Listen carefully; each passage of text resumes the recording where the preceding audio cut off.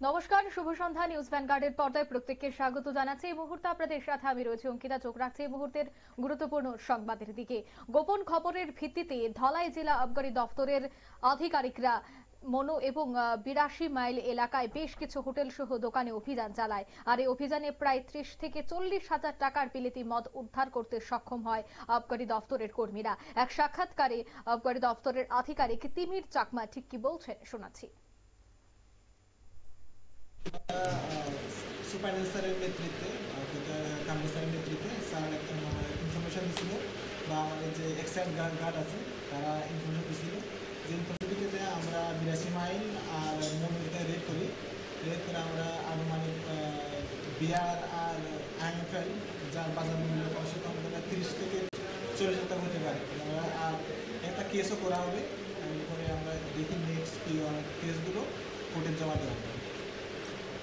Rate তো করেছি, কয়েকটা হোটেল ছিল, হোটেল আর হোটেলের পাশে কয়েকটা খালি যে রুম ছিল, এখানে অ্যাবান্ডন ঘর, যেখানে কোনো মানে ক্লেম করে কেউ নেই।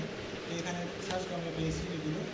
আর এই করে আমরা কমিশনার স্যারের অর্ডার আছি যে প্রতি মাস আমাদের 60টা রেট করতে হবে আর 3টা মিনিমাম কেস করতে হবে। আমার কমিশনার স্যারের গাড়ি অর্ডার আমাদের এটা প্রতি মাসে হয় আর সামনের মাসে হবে, এই বছর পুরো বছর চলবে।